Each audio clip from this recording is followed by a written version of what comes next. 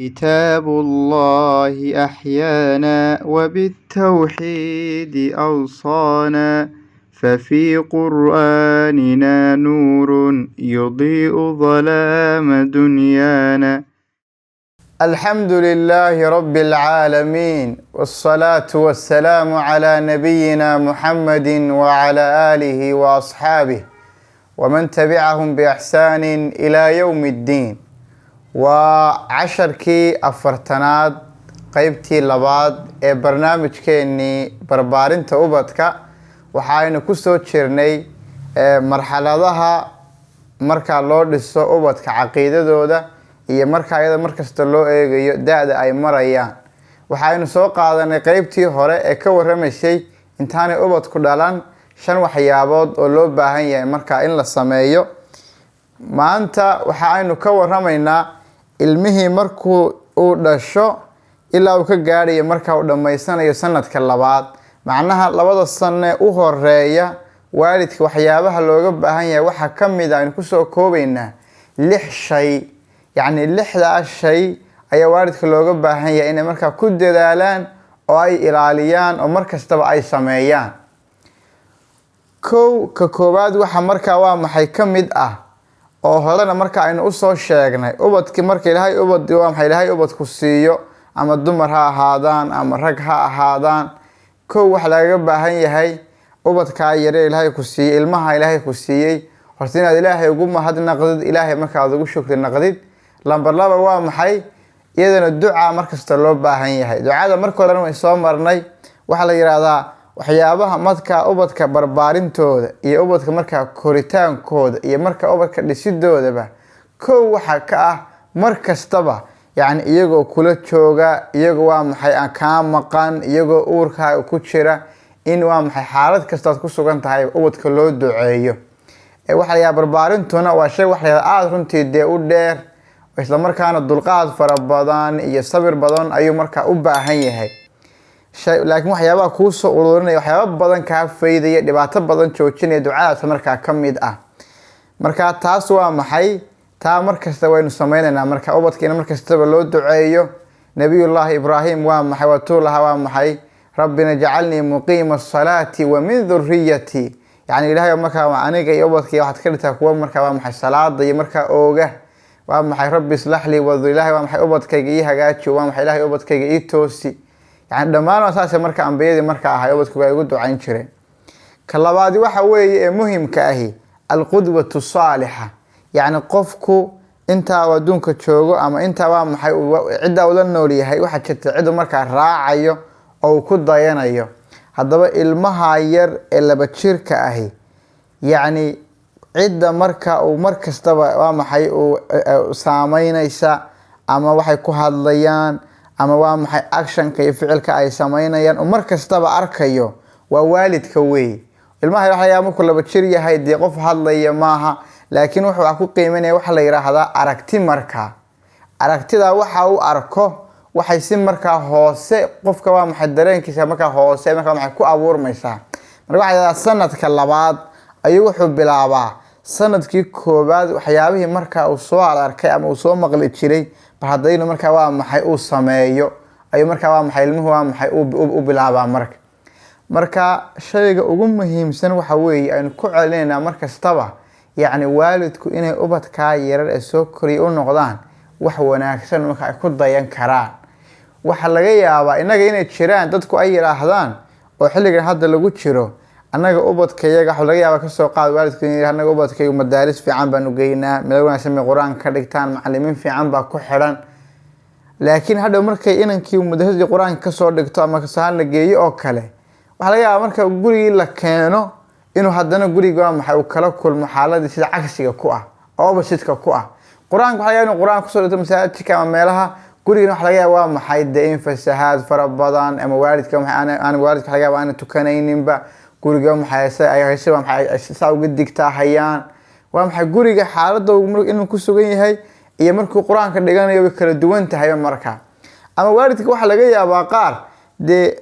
ciidan guriga u joogta intay iyagu iska shaqo tagaan ama ay kalahaan oo kale ama intay baxaan guriga ay qof kaga sii tagaan oo kale. qofkaas waa maxaa laga yaabaa inuu diintii aanu garanayn, qofkaasi akhlaaq ahaan inaan u fiicnayn baa laga yaabaa. ilmaha yar ee hadda dhashana wuu fiirsanaya un marka hadhow waxa uu fiiriyo marka uu arkay ayuunbuu la soo kacaya oo la soo koraya marka taasi waa maxay ilmaha waxa la yaabaa markuu weynaado isaga waxa la yaabaa waxa Ilaahay adigu caabud saasa wala Ilaahay baa ku arkaya laakiin markuu laba jirka yahay isaga marka wax arkaya isaga waxa uu arko ayuu marka la soo baxaya.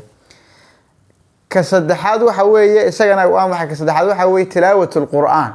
yani guriga ilmaha marka laba jirka ahi isaga xama akhrin karayo xama baran karayo xama samayn karayo laakiin dhagihiisa iyo qalbigiisa iyo maskaxdiisa waa maxay waa inuu markastaba uu maqlo markastaba waxa lagu soo celceliyo marka dhayliya marka loo daaro quraanka waliba hooyada marka inta soo qaadato halka soo dhigato ay quraanka waxay marka ku dul akhrido marka saa u akhrido marka quraanki araad badan baa maxay ilmaha quraanka soo ku reebi doona. qodobka afraad waxa weeye al-adkaar yani adkaarta soo aroorto dhan ilmihi yara waa maxay hooyada saaran sameynaysa adkaarta marka hurdada laga soo kaco oo kale inta ilmihi yara maxay dul tagto saa dul fadhiisato ay marka adkaarta marka hurdada laga soo kaco subaxi ay marka maxay ku dul akhrinaysaa alxamdulillahi alladhi ahyaana ba'da ma amatana wa ilayhi an-nushur.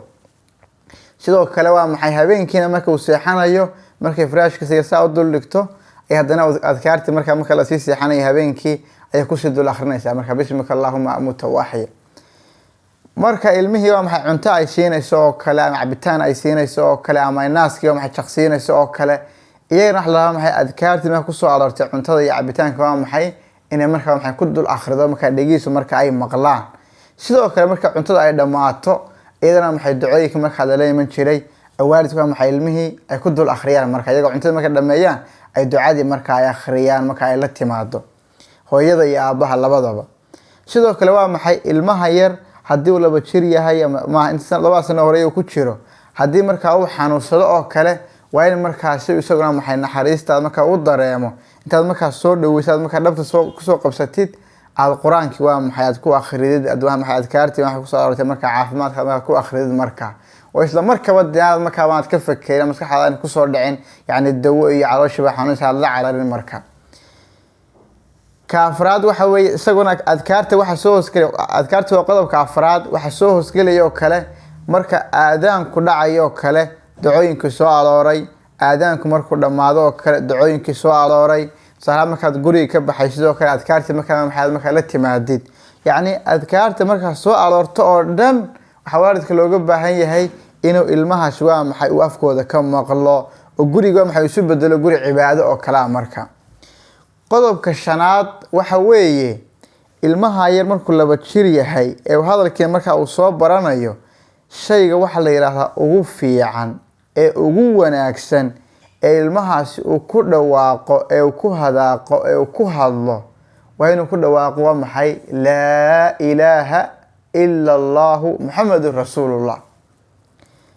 walow xataa kelmadda yaa si fiican baan u keenin waanu si marka kaleero waadixayaan ugu dhawaaqin ha ku adkaato laakiin waalidku waxa leeyahay ilmaha markay arkaa ibn qayyim waxa uu leeyahay marka ilmuhu uu hadalkii bilaabo kelmadda ugu horeeya ku barbaarinaysa ha noqoto kelmadda marka tawxiidka marka sida lagu barbaarinaya inta hal maalin la akhriyo ma aha yani waa maxay wasi marka dhayliya marka maalin kasta la ilaaha la ilaaha illa allah muhammadun rasuulullah maalin kasta marka lagu celiyo maalinta waa maxay waa ka dhageysan kartaa toos waa maxay waa maxay ugu dhawaaqaya marka kaasina waa maxay waa ka shanaad. qodobka lixaad waxa weeye ilmihii looga baahan yahay markuu labada sano u horeeyo ku jiray waalidka inay sameeyaan oo ilmihii waa maxay qalbigiisa iyo waa maxay maskaxdiisa ay ku beedan ay ku abuuraan yani jacaylka ilaahay iyo marka jacaylka rasuulka marka. hadaba jacaylka ilaahay ubadka markuu laba jir waxaad ugu beeri kartaa marka laba siyaabood. ka koobaad waxa weeye yani adigoo ilmaha waa maxay u soo bandhiga ama muujiya sifooyinka waa maxay Ilaahay subhanahu wa ta'ala marka uu leeyahay adigoo marka ama maxay asmaada ilaahay magacyada ilaahay marka akhrinay as-sami' al-basir al-alim al-hakim asmaada ilaahay wada akhrinaysa. ka labaad ilaahay marka u jeclaysan kartaa waxa weeye marka waxyaabo waxa jira markaynu cuntada cunayno markaynu baxayno yani markaynu maryaha xiranayno adkaarta la akhriyo oo dhan ilmuhu waa inuu marka waa maxay u maqlo alxamdulillahi alladhi ad'amana wa saqana يعني الحمد لله الذي كسانا هذا الثوب markaad mariyo xirnaysid markaad cuntada cunaysid markaad seexanaysid waa in waa maxay ilmahaas adkaarta faraha badan uu ka maqlo markaa labadaas siyaabood waxaad ilmaha markaa waa maxay ugu korin kartaa jacaylka Ilaahay haddaba jacaylka rasuulkana waxaad ugu korin kartaa isagana inaad waa maxay aad raacdid oo aad samaysid yani waa maxay dariiqii markaa nabiga aad raacdid oo maxaa kamid ah waxa kamid ah de haday noqoto qaabku wuxuu cuni jiray qaabku wuxuu cabi jiray qaabku wuxuu xiran jiray adkaartu xilli kasta akhrin jiray waa maxay ilmahana uu ka arkaya marka cuntada la soo dhigo oo kale de adkaartii baad la imanaysaa waa maxay waxaad ku bilaabaysaa gacantii markaa midig waxay marka dhinaca ku soo xeed marka maxaad ka bilaabaysaa bisinkii baad la imanaysaa ilmuhu waxa soo aad sameynaysid oo dhan ama ha ahaadaan wax lagu hadlayo ama ha ahaado wax marka aad sameynayso isagoo maxay ku daawanaya marka haday ahaadaan actionska aad sameynaysid ama waxa aad ku hadlaysid markay wax wanaagsan ahaadaan oo marka waa maxay ay ducada noqoto quraanka ay noqoto adkaarta ay noqoto kelimada wanaagsan tawxiidka ay noqoto jacaylka nabiga ay noqoto markay waxaas oo dhan ay noqdaan oo waxaas oo dhageysa maalin kasta ku soo dhacaan dee hadhow markuu lix jir gaaro waxa dhan uu hayaaba automatically maxay ugu saf garawaysaa marka